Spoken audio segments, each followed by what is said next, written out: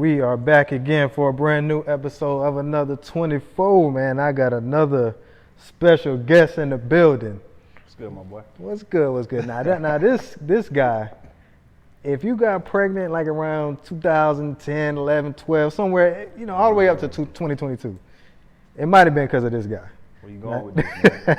Now this guy produces music. Let me clear that up. You're right. That sounded kind of wild. This guy has made music for people like Trey Songz, people like K. Michelle, people like Ron Isley, legends. I have the one, the only, Mr. Super Producer himself, my guy, J.Kits. What's going on? What's good, man? How you feeling? Congratulations on the new space. Oh, yeah. Appreciate it, man. We're doing big things out here, trying to get like you, man. Hey, listen, man. Doing what you're doing is to me, man, it's the perfect time to have a show. You know what I'm saying? The podcasting game and just being an influencer. I wouldn't say being an influencer, but just the inspiration behind bringing a lot of people on here, bro. I think what you're doing is awesome, bro. Yeah, I appreciate that. I appreciate you being, you know what I'm saying, bringing your boy in. Yeah, man, for sure, man. We gotta, my people that I know doing cool stuff, man, we gotta hear their stories. Yeah, you know what I'm saying? For sure. Because a lot of stories don't get told, and it's a lot of, some big things in the workings. A lot of things going on underneath the hood, That's you know? Yeah. So it feels good for me to just be able to have people like you here to just share their lives and their experiences, right?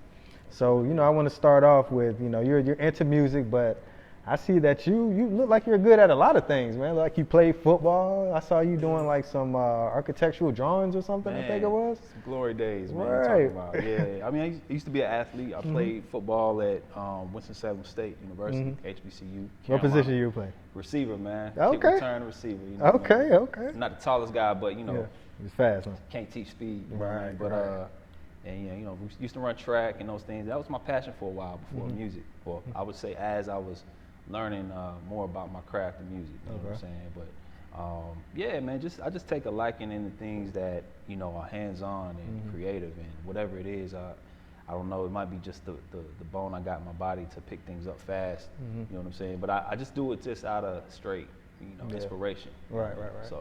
So what made you? Why did you land on music? You think? Where was it? How did you connect that deeply with music? I mean, music is we all connect with it. Right. But connecting with it to actually make music it is like catching a bug, like a bug bit you. You know what I'm saying? Excuse me. So I come from a musical family, man. Like my mother sings, my grandpa plays like 4 or 5 instruments. Oh wow. All my family in Virginia, and then what part of Virginia? Chesapeake. For real? Yeah. Man, I'm from Norfolk. I was born in Norfolk. Family, we might be cousins. Yeah, all my Norfolk, family's up Chesapeake, there. Yeah. Portsmouth. You know I ain't know that. Yeah. Small world. Bro. I was just up there for Thanksgiving. I might have to come by. You know what I'm saying? Yeah, pull up, bro. Family. Yeah, we have some good food too. So yeah. That's crazy, yo. Yeah, I love VA, man, and I'm from Raleigh, North Carolina, by the way. So, we're neighbors pretty much. So we used to go up there during the summertime, and then church was a big thing too. Growing up at the church, doing music in church, singing in church, and all my family in Virginia too. They singing like a big, kind of like this traveling choir and quartet and everything. So it was always in my blood to like have some kind of music in the house. Right. Even my pops was the family reunion DJ. You know what really? I'm saying? Dang. I'm not even trying to be funny, but you know what I'm saying. But he was nice with it. His collection was. To this day, it's still crazy. You know what I'm saying? And it's a gnat in the room, but we ain't worried about that.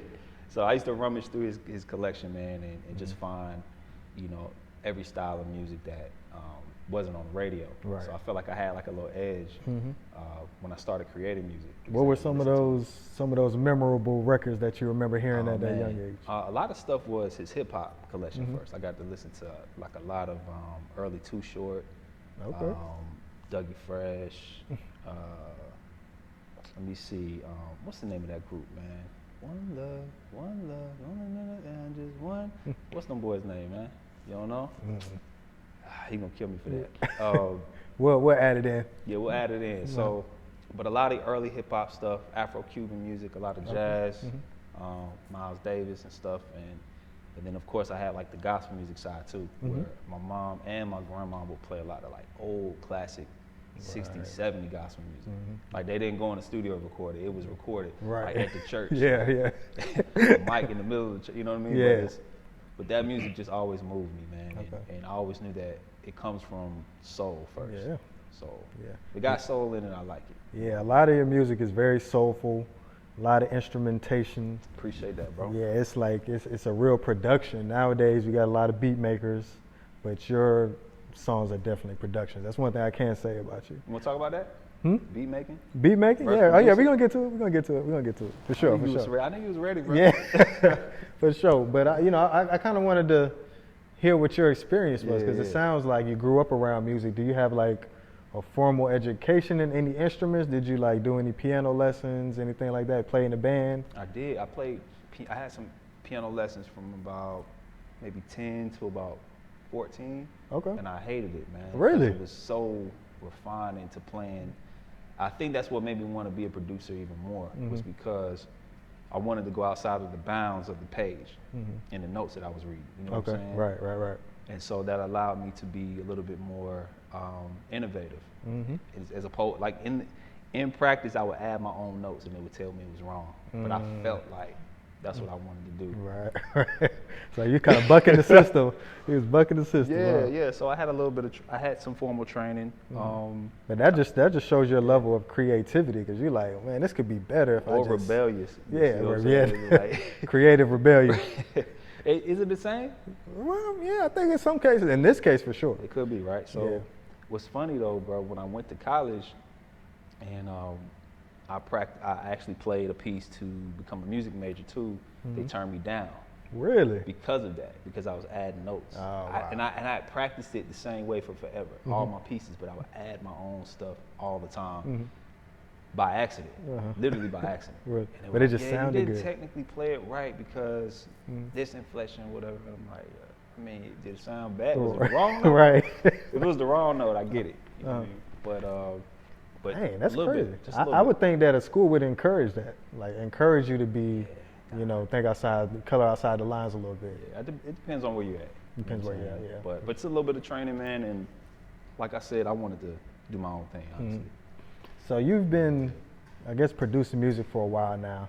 Yeah. I started on Reason. I think it was Reason, like Reason 8 or something like that. Reason was my ace for. For real? Where did you start? What was your first DAW? Your DAW? Let's get into hardware first, because before Oh, DAWs, it was just gear. Okay.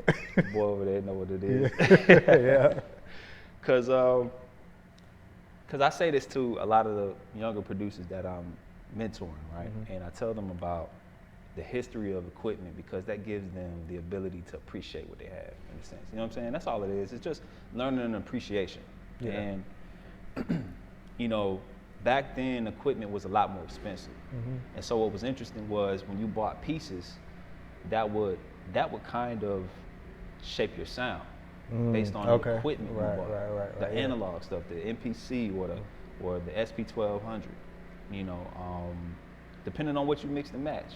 Right. It was a little bit more expensive, and it wasn't like you could buy cracked versions of it. You had to really be legit on everything you bought. You know what I'm saying? Yeah, a lot of people be doing that nowadays. Yeah, I'm just saying. You know what I mean? But like, it's not like Omnisphere where you got millions of and different we could share that. Yeah. Like, nah, you won't share equipment unless you was going to their house. Yeah. You know what I'm saying? But so anyway, I started off on a Yamaha DJX.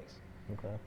Which ain't nothing really, you know what I'm saying? But shout out to my dude Adrian at church that gave me that keyboard. Okay, shout out to you, Adrian. And he had it, he wasn't using it. He let me have it, and for Christmas one year. And so the cool thing about this keyboard, it gave me everything that I needed to know about making beats. It was almost like lifting weights with weights on you. It's kind of like slighted a little bit. You felt slighted because it didn't have a quantizer. It only had 6 tracks on it that I could produce in. It didn't loop, but I had a way to loop it. I had to just keep restarting it a certain way. Okay. And then taking tracks in and out before I restarted it to do Dang. that. So I had, 6 tracks. I had to put a kick and a snare on one, hi-hat and percussion on another. I just had to really finesse it, bro. Yeah, like time. 6 tracks is, you can't record on it, obviously. Very limited. Wow. And then it came with a sampler. Oh, it did, okay. So it had a little sampler, which was actually cutting edge for keyboards, you know what I'm saying? And, but only had 6 seconds. So So what I had to do was I had to put whatever I wanted to sample on a cassette tape, put it in a cassette tape player and hit high dubbing speed. And so it would come in really fast. And then it would sound, it sound like chipmunks. So then once it came in, then I could slow it down in the keyboard and I end up with like 13 seconds. So it was ways I had to really finesse the whole. So you just like, you were like, that's genius level thinking. That's like thinking like, hey man, I have a problem. This is a problem I need to solve. It's frustration. How can I solve it? That's what it is. It ain't genius. It's frustration, bro. But you find a way. Like out of what you have, you just, if you really sit with it long enough, you can, with the problems long enough. I think that's what Albert Einstein said. He's like, I'm not really that much smarter than people. I just sat with the problems way longer than most people. You know what I'm saying? And so that was the thing about the beginning of equipment for me, was I was matching people that had the Tritons and the Phantoms and the Motifs and the MPCs, SP1200s, ASR, like all of those joints. You know what I'm saying? I was matching them with my Yamaha. That's crazy. And so by the time I got to some real equipment, that's when I got to see what I could actually do. So you already knew what time it was. It's like hooping with some bad shoes, and you finally get like some Kobe's or something. And you like, dang, I got bounce, they soft, they lightweight, you know what I'm saying? Yeah. So I finally got So it kind of opened you up even more to like, okay, now that I have the tools, I can really make something happen now. That's what's up. But it was a process of just like, I didn't feel like I was limited, honestly. I was just happy that I had something to make some noise with. You know when you listen back now on those first tracks, if you still have them somewhere. Somewhere. I got them. What do you think? What do you think when you hear back? Cringe, man. Really? Know? I mean, I'm just, it's funny, it's laughable, but I'm just glad that I stuck with it. You know what I'm saying? But definitely don't sound like what it is today. You know? Definitely not. Definitely not. Because a lot of these producers, they don't even know what you're talking about right now. Well, I can tell you this: you can hear your passion and your hunger in it. You can hear your excitement. I can hear that. I can hear that part. You know what I'm saying? But other than that, it's like, man, because it's so easy to make beats now. It's like you really can, this gets back to the loop thing. For sure. You can put 5 or 6 different loops, put effects on it, and some drums, and there's a beat in like 10 or 15 minutes. Yeah. So, the technology has gotten so crazy to us where it's like, you don't even really have to have that musical ear. You just got to know how to put the pieces together. Yeah. But when the people that have both the musical ear and know how to put the pieces together and know how to improvise, those are the ones that kind of make a difference. That's a fact. And these are computer programs too, so it is that too, like learning how to actually use the program. Right. That can really set you apart too. Right. Because what do you use now? Pro Tools probably? I use Pro Tools. And you produce in Pro Tools? I produce in Pro Tools. So how many people do you think produce in Pro Tools besides you? Exactly. That's why. How did you get to that point of producing in Pro Tools? Like using what I had, bro. Okay. I've always been like the type of person that used what I had. It wasn't like we came from a lot of money or something that actually set me up to have everything that I really knew was like out there that was going. You know what I'm saying? All of that stuff was expensive, bro. So I saved up one summer. Oh, back to my first DAW though. I'll answer that real quick. My first DAW was actually Sonar. Okay. Sonar and Cool Edit Pro. Cool Edit Pro. I don't even. Okay. I use PreSonus. It's the early 2000s. So this is, I was in college and these 2 random guys came to my dorm looking for a producer, but everybody thought they was like some hitman or something because it was 2 grown men. Right. And they knocking, they looking, and people was coming up to me going, "Yo, these dudes at your dorm looking for you." I'm like, "No, some dudes looking for me." Right. Like, why? Why? You know what I mean? And somebody, well, y'all roll with me then. Right. You know what I'm saying? If I'm gonna I go down there, and these 2 local guys that were from Greensboro. Shout out to them to this day, bro. They were looking for talent because they started like a local label, and they were looking for producers.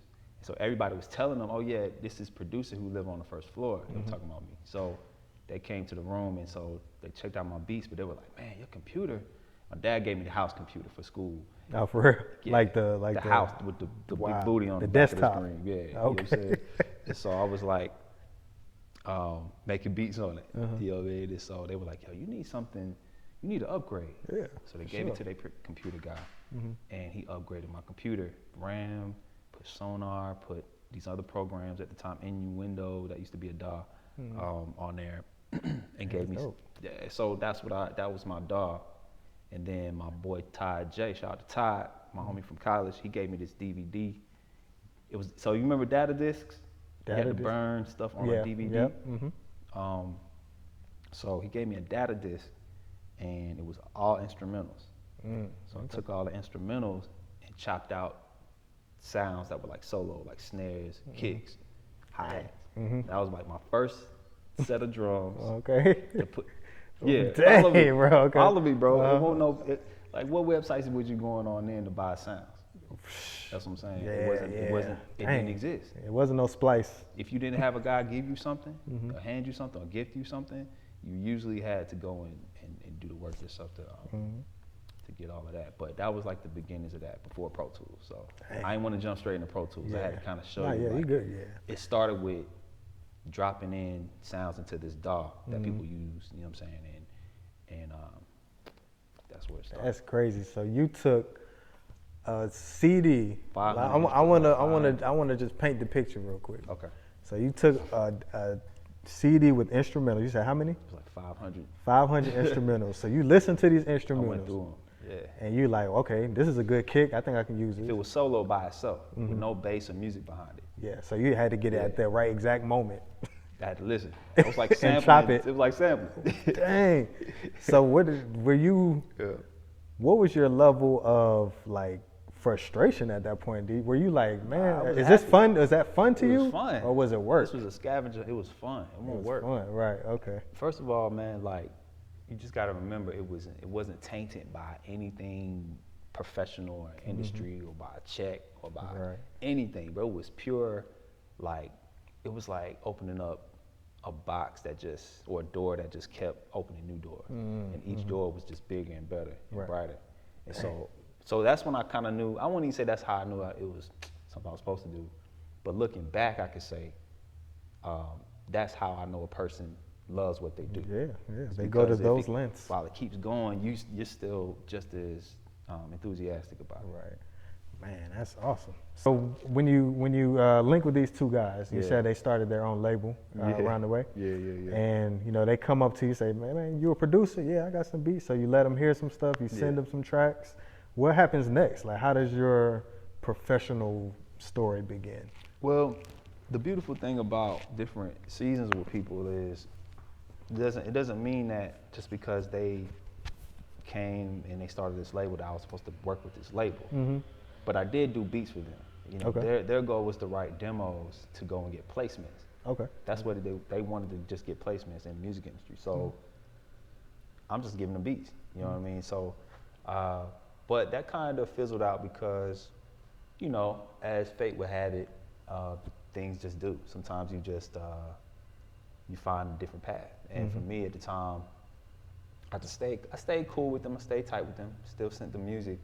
But I always stayed close to like, all right, I still have to, I don't know, I just still have to make beats, prepare myself for any other opportunity. You know what I'm saying? It wasn't like they were trying to sign me. They were just were like, they needed help. They needed you. They needed their help. They saw I had some potential. I needed their help too. And I honored that, you know what I'm saying? And they did too. So I just stayed down and just was making beats in college, man. And so I got my first equipment working that summer. I was 20 years old. I bought like a Mac Mini. Okay, a Mac Mini.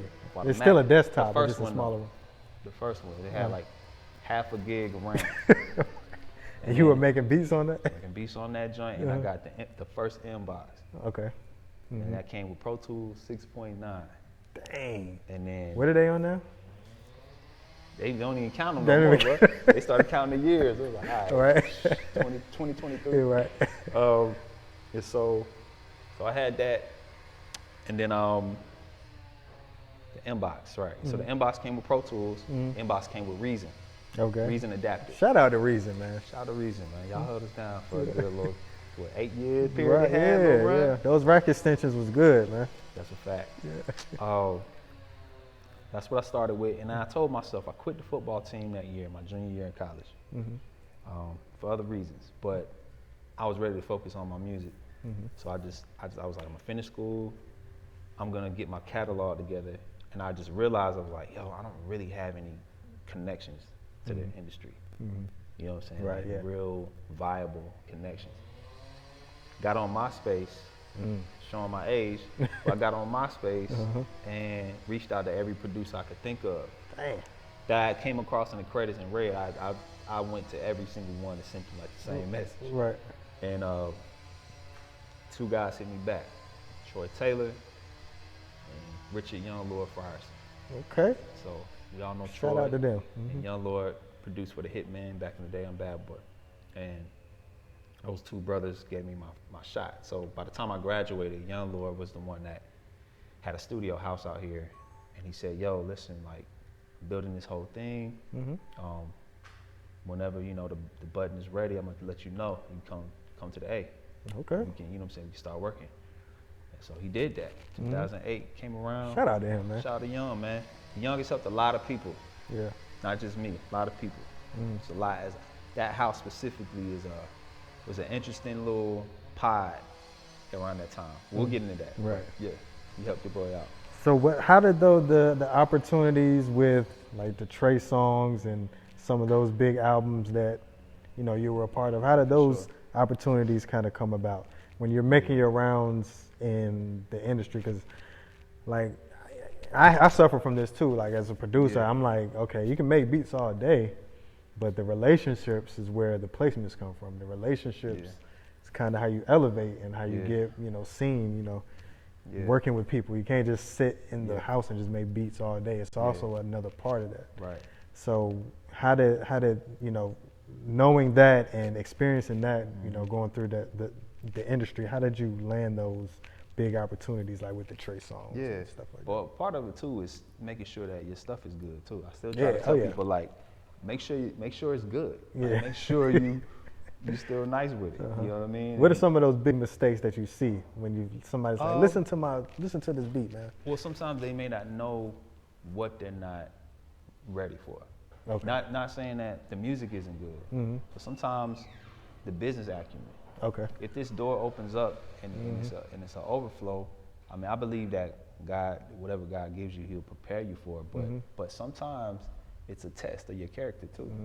So some people may not have the character yet to handle a level of success. You know what I'm saying? To manage their money a certain way, pay their taxes. Yeah, you're gonna need all those. And understanding how to negotiate. You know what I mean? Having a team is important. Having an attorney. If you don't have a manager, get your boy that's been watching you make beats forever and tell him to negotiate for you.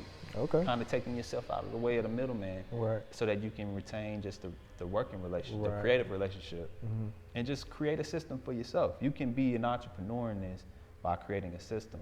You know what I'm saying? And it doesn't have to be that complicated. Is what I mean. But the beats can be good, but if I see that they're really green on the business side, that's where I know, okay, when you're talking about wanting to get placements, you're talking about wanting to be a businessman at the end of the day, or businesswoman, you know what I'm saying? Because we've got some really dope women producers too. And you know what I'm saying? So like making sure that you don't have to have it all figured out. It starts with the music. Right. You got to at least know what you're doing on a surface level. Yeah. So you don't get, you know, and everybody's not fair. That's a Yeah. big one. Everybody isn't fair. Life isn't fair. But I was blessed with really fair people. Okay. Good. Big facts, man. All of those brothers, man, I was around. So that's dope. So that we kind of went off on a tangent. We kind of did, man. My bad. Yeah, good. Nah, that was me. But yeah, those opportunities like with the Trey songs and being on the Chapter 5 album and stuff like that. How did you land that, and how excited were you to be like in that atmosphere doing what you love? Troy Taylor, man. Troy definitely alley-ooped that one. Okay. While I was working with Young Lord, I reconnected with Troy probably 2011, and my homies SK, Naja, you know, Mark Mogul, E Miles, all those boys that was over there at you know, Delante's crib around that time.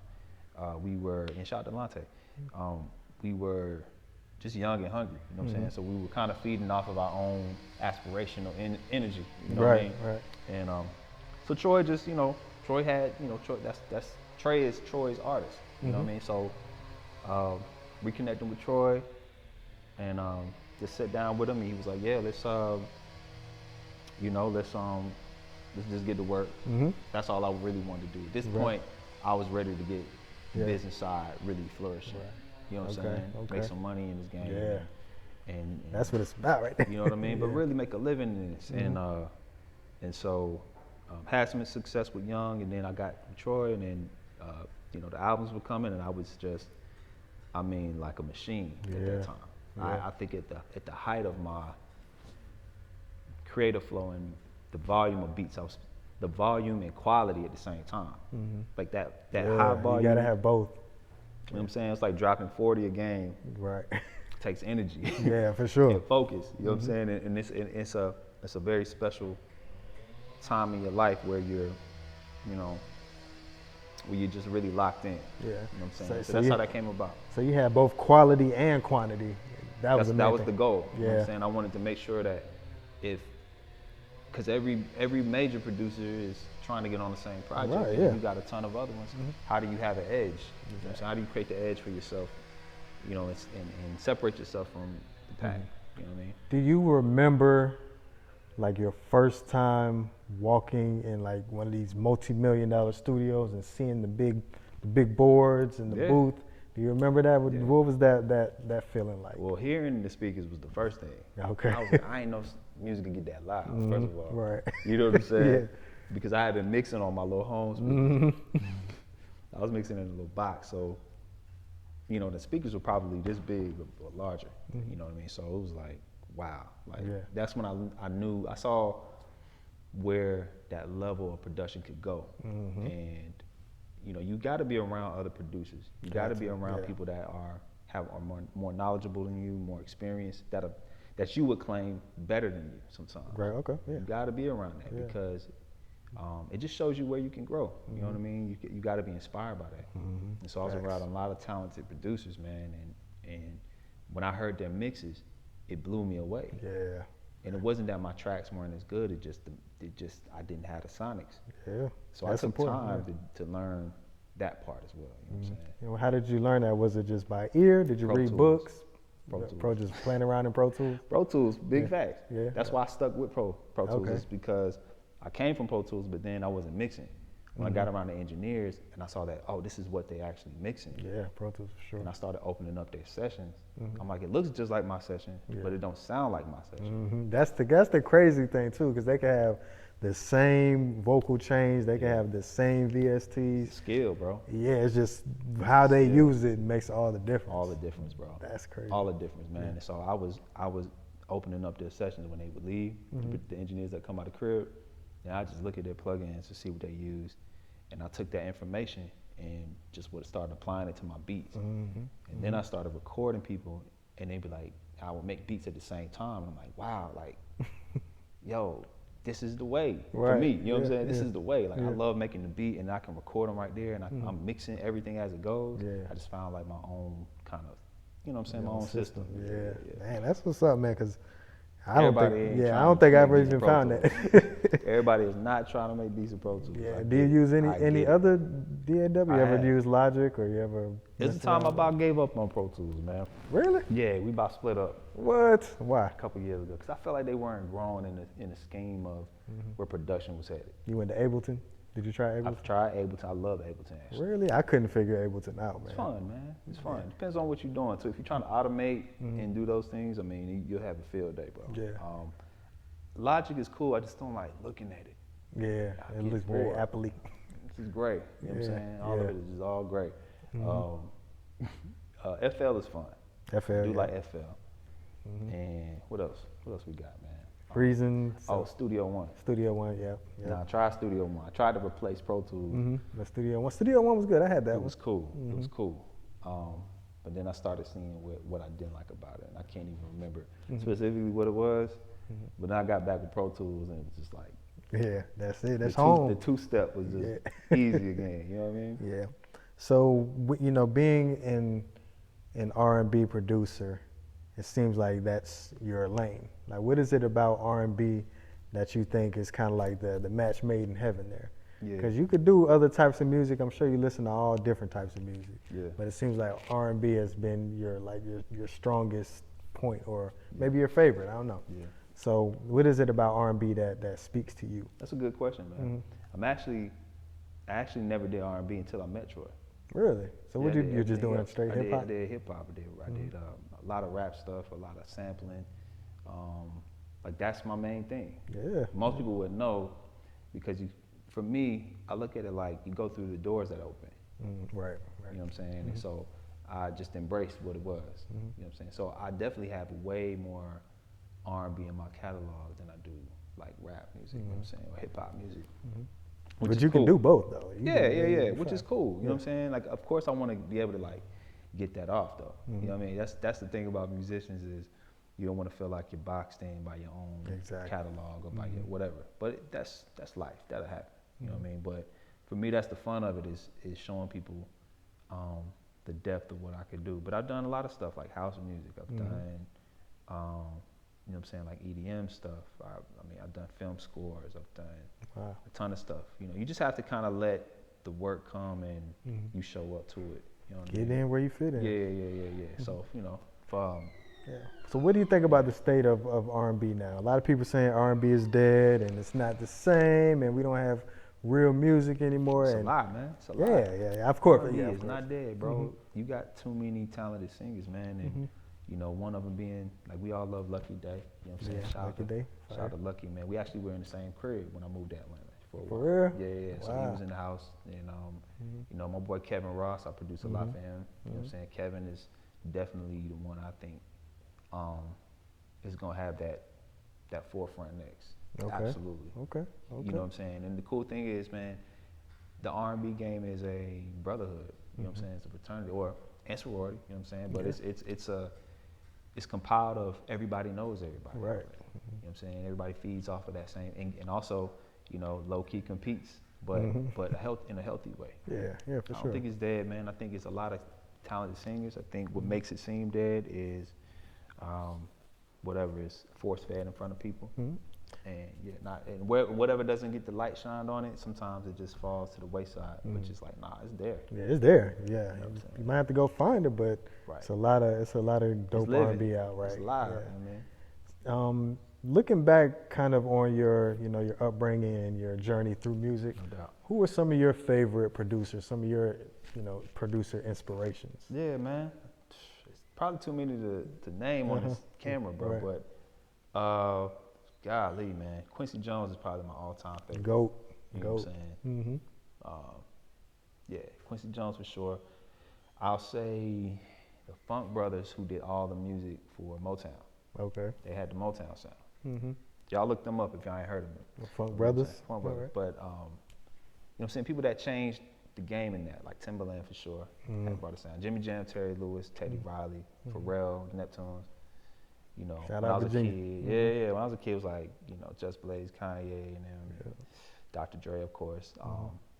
You know, but I mean, I like a ton, man. I mean, I can honestly name 15 West Coast producers. Oh, yeah, you know what I'm easily, saying? yeah. 5 Texas producers, 20 ATL. I could go and name 500 of them that I really love for a specific reason. Right. So your musical knowledge is just so deep that you Just a fan, bro. It's like, okay, well, what type of producer? The producer that used this producer for R&B? It's like DJ Khalil is the one that if you want to study how to make samples that aren't samples, but sounds better than samples. Right. Like study DJ Khalil. DJ Khalil. Like that, it's just people that I'll point to that I think are just in their own lane. You know what I'm saying? Who do you think stands out now as producers? I know that, Metro Boomin. Metro, okay, Hit Boy. yeah. He just dropped a dope project, Metro. Yeah. Metro, Hit Boy. Who else we got? I like Pierre when he was doing all his stuff, for sure. Pierre Bourne. I mean, I just like people that just bring that energy, bro. Like my first favorite producer was Swizz Beatz. Okay. Because he just had he just had the energy. He did though, didn't he? He still do. You know what I mean? But at the time, it was like his moment. You know what I mean? So, yeah, he definitely had some hype music. DMX. Yeah. I mean, but I got favorite producers that they don't necessarily have to be all over the radio and be all over, man. Like I'm a fan of so many guys, man, that are doing their thing just kind of in their own space. They some of my favorites. You know what I'm saying? Yeah, I definitely like, of course, Pharrell. Virginia. Oh yeah. You know, gotta love Pharrell, man. So Danger too. Can't forget about Danger. Yeah, it's so many producers that I like, man. Like, I was a big fan of Bone Thugs and DJ Unique. You know, the stuff forgot about him, bro. Yeah, so all the stuff he was doing with them. Yeah. Man, I just got so many. Now I like Wheezy. You know, a lot of these Weezy, guys, man. sure. These guys they're killing it, man. Yeah. I just love the music, and I gotta let you hear this track. I don't know if I ever let you hear it. Yeah, let me hear that, bro. Let's play it right now, actually. It's a dude named Gala Matthias. His name is Gala Matthias. Okay. Adrian know about him. Like that. Yeah, if you listen to this stuff, you're gonna be like, what the, like, did the computer make this shit? Like, it's crazy, bro. It's crazy. Yeah, I'm gonna let you hear it after we get off of here. Sure, bro. But yeah, I'm just like a big fan of music. Sango, I like Sango a lot. A lot of guys that are doing just, you know, iconic things that are, you know, kind of different from the norm. I like those guys. I was gonna say that because the way the producer lane is opened up nowadays, man, it's like it's just not so traditional in a sense. Like there's so many ways that you can be. It's not even about having a career, honestly. It's about, you know, finding your own solace in it. Yeah, you know what I mean, exactly. like if you paint just by throwing tennis balls at the joint, that's how you do it, and cool. And if you're one that actually takes your time and does really fine line painting, whatever, like that's your style. And I think like based on your style, there's a community for that or a demographic for you. If you're just an instrumental guy, you know what I mean. If you like Moby and you like mixing nature sounds with house beats, you know what I'm saying? Like do what you do, man. Yeah. It can move anybody. Yeah, it's an audience for everybody, for sure. Facts. And that's what it's about. I think it's not as the idea of a super producer was, to me, it once was. I think it's a little bit more blurred at this point. Trying to be a super producer, they don't even pay super producers like they used to. So it really ain't no point in trying to be it if they ain't gonna pay you like one. Because you got producers they'll sell a beat, they'll sell you 50 beats for like $100. Yeah, how you gonna compete with that? Right, and they fire too. Right, yeah, and it's fire too. It's like, and they just happy to have you on there as an artist. Like it is hard to compete, but you know, some guys they like the legends. When you go to them, you know what you're gonna get. You know you're probably gonna get a hit. So in those cases, it makes sense. But nowadays, it's just so many producers, so many songs, so many beats coming. You know, it's just hard to really charge that. But one thing I wanted to do with you while you was here, since you are, I would say, the king of R&B production, at least. Say that. I'm not even gonna claim that, bro. Well, you in there. You my guy, bro. So yesterday, I put on my Instagram, I asked people who are their top 3 favorite R&B artists. And the reason why I asked them that is because I knew you were coming here. I know you probably are an R&B just fanatic. You know, you're an R&B guy. More of a hip hop head. More of a hip hop? Okay. But we'll play that. We'll play along, all right. So I have a bracket. It's an Elite 8 bracket that I made. And these are some of the more popular, you know, answers from my Instagram post last night. So I want you to fill out this bracket. We got an Elite 8 of R&B. I got a pen right here. I did mine already. These are some of the most popular answers yesterday. Elite 8, man. Yep, here you go, a pen for you right there. If you want to use that, I'm going to give you like a minute or two. Fill that out. All right. And then I want to compare ours. Oh, I think I can get this done quick. Yeah, I'm going to have to go. Yeah. And I didn't type it up. I drew it by hand, so it might look a little raggedy. That's great, man. I can read it. You know what I mean? Ooh. People gonna hate. Why you had to do this one though, bro? Man, I know it, bro. I know it. Oh yeah, we gotta go with it. To be fair, these are the people that answered the question. I gotta take them all the way to the chip. Yep. Okay. You gotta land on one. Come on, man. I'm going with these boys. Yeah, I see how you did this. I see how you did this, bro. It's tough, man. It's tough. And to be clear, man, we left a lot of people out. There's so many people that could have been on this list in this bracket, but you know, only the best made it. I'm sorry. I feel like I know who you're gonna pick, but I don't wanna spoil it yet. No. I just switch it up. Hold on. I switch it up on you, bro. Uh-oh. Prince. He's getting nervous. A little bit. Let me see. All right. Part of it is like getting your argument together. Yeah. Yeah. That's all it is.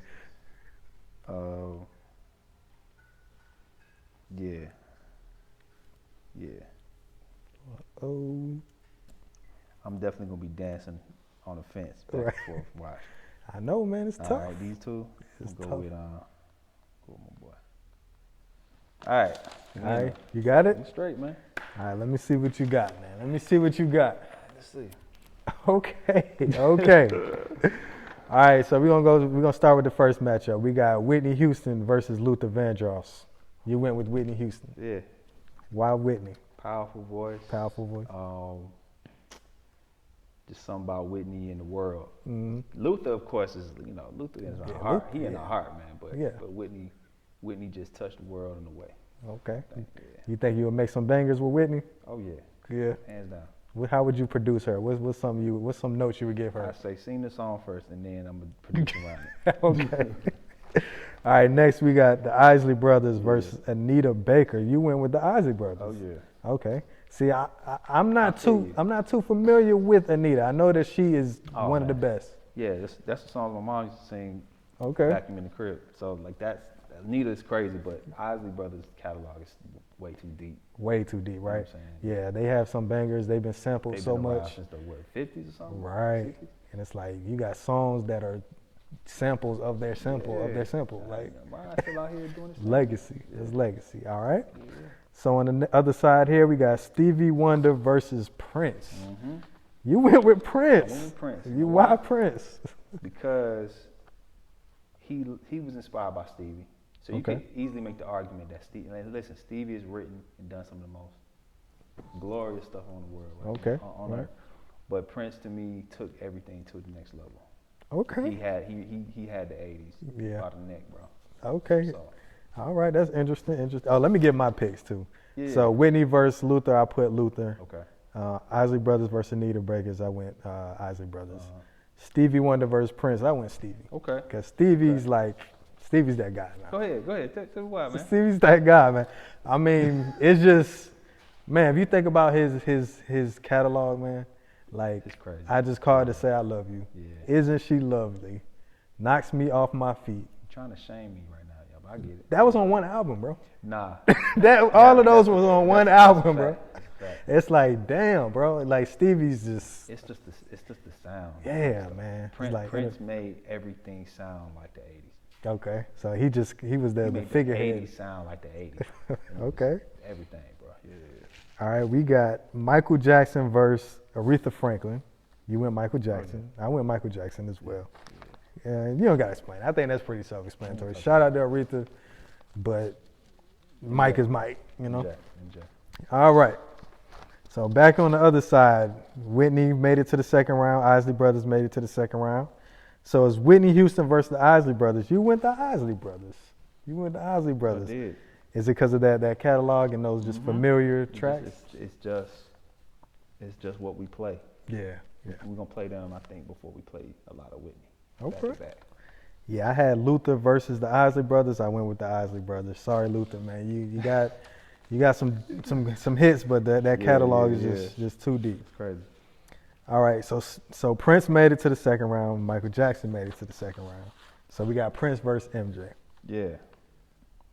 Not gonna lie, man. I'm shocked here. You went Prince. I went with Prince. You went with Prince. Now I know they had their rivalry back in the day. Yeah. I know it was like you a Prince fan or a Michael Jackson fan. If you asked me a couple years ago, I would have said MJ.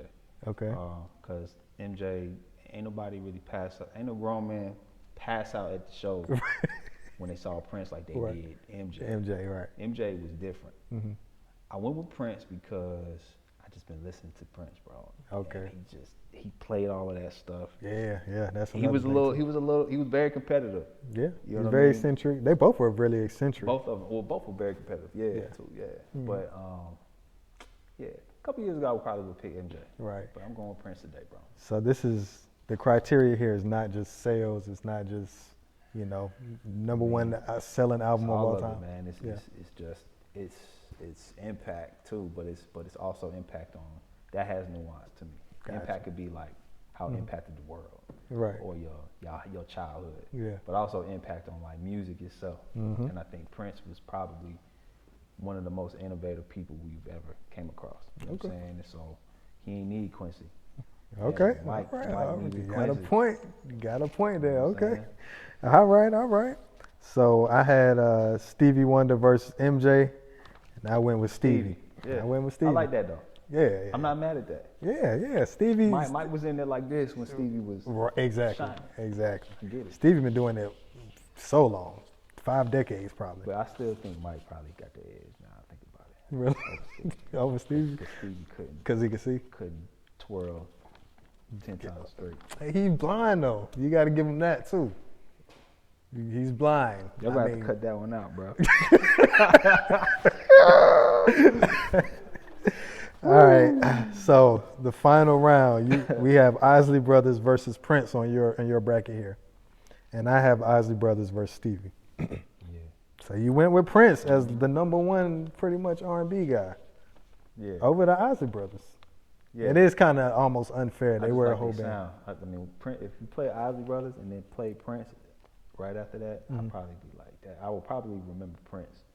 Okay. Just off of the feel. Yeah, Prince was very unique, and he was just Prince. Yeah, and he had some ballads too. Yeah. Oh yeah.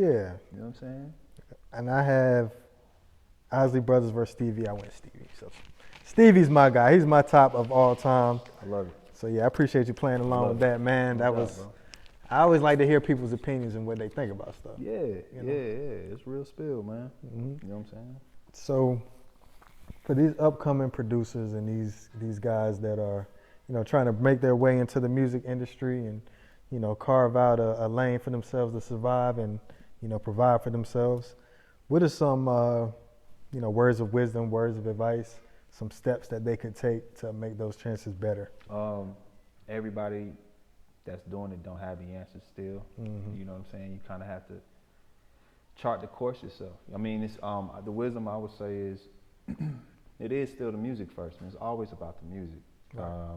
You know what I mean? There will be a time where you'll learn the other parts on the music side and the business side. So give yourself some grace and some room to just have fun, man, and be patient with it. Be patient with it, right. Define your own success in this too, because every industry will always have a new mountain, even as it's succeeding. It'll have a new mountain that you can easily compare yourself to. Right. So if that mountain is worth climbing, then go get it. But if it's something that you don't really feel like it will, fulfill you, don't worry about that. You don't have to measure that as a part of your own success either. Because that comes as you succeed for sure. When you get one, you're gonna want another one. Right. And it don't stop. That mentality doesn't stop. Yeah. You know what I'm saying? So you just have to, man, just stay locked into that. And then also lock in with the people that you're around, your tribe. Build a tribe. You don't all have to be on. Just build a tribe that loves doing what you do, and it creates a vehicle. It's like moving parts, and it creates a vehicle. I mean, when y'all move together, you know what I'm saying? That's the thing that I think when you can actually arrive to a place faster with more people. Right. So collab more and get out the dungeon. Okay, all right. That's real. So God first too, man. God first. Keep God first. Keep God first. Yeah. So what has been some of your favorite tracks and favorite songs and favorite things you've been a part of recently? Oh man. Well, I've been doing a lot of soundtrack work, man. I'm also doing like library building for a number of different companies as well, television networks and stuff. But some of the things I like doing right now, bro, is these workshops and these tutorials. Because I realized it hit me one day. I was like, man, it's but so many projects that kind of reach out or that I can get on per year, but it's millions of people that want to learn how to do this. And so when I started doing these workshops this year and dropping these tutorials, it was like life-changing, man. It started hitting me in a place where I kind of never really thought I would go, but I knew I've always had in me, which is like if we had a session right now and I pulled up Pro Tools and I could show you how to produce in it, but I would show you in a way that you could still use that in what you're using it. FL. You can still apply it. And what I love about that process is just being able to teach in a way. You know what I'm saying? Right. Real talk. Yeah. So I mean, sure. I've been producing on, like, you know what I mean, television shows. I haven't really worked on too many albums the past 2 years. I've mostly been working with my boy Kevin, who was gonna get that Grammy soon. Mark my words. And shout out to Kevin. Shout out to Kev, man. And then but I love the space where I'm able to group people and have a community base, and that's why I'm excited, man. That's where 2023, kind of like what you doing this and bringing people along.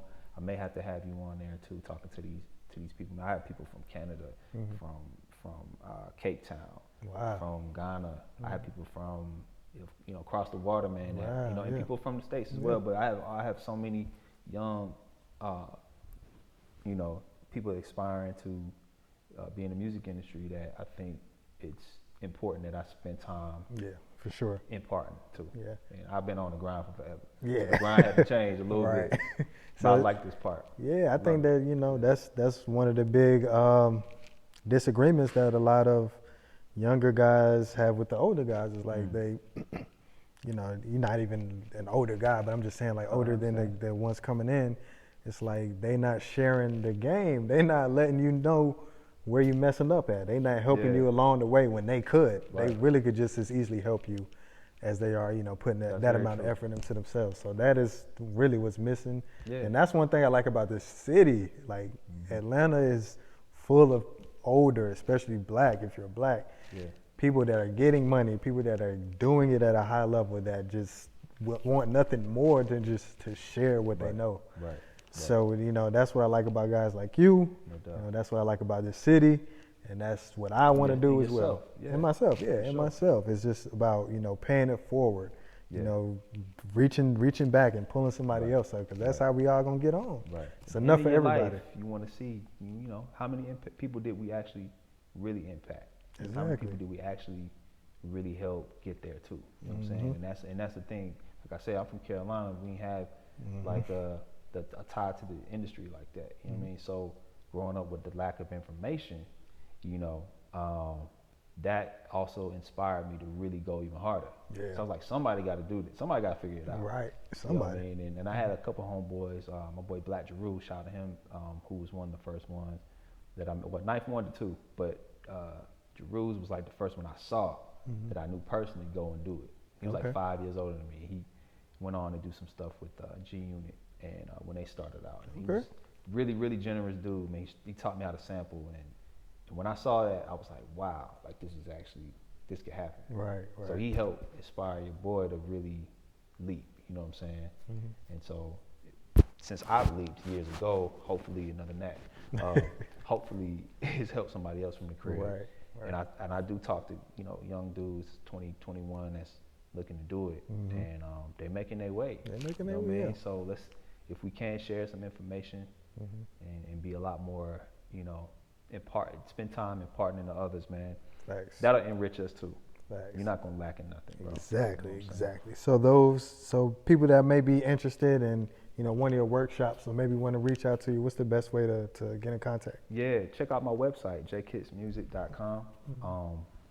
I usually have all of my events posted there. Zoom workshops, I do in-person workshops. I've done some at home. I'm doing one in my alma mater soon. And man, it's just, you just stop out there. I also post them on my social media, man, j.kits.music. And that's what we're doing, bro. Well, listen, man, I appreciate you pulling up and telling your story and giving us some encouragement and advice, man. Anytime you want to pull up, you got something coming out, something you want to promote, you're always welcome. Too, bro. Yeah, we're always going to support whatever you do, man. Sure. And, thank you again, man. That's a wrap. All right, my boy. Yes, sir. Yes, sir. Ooh.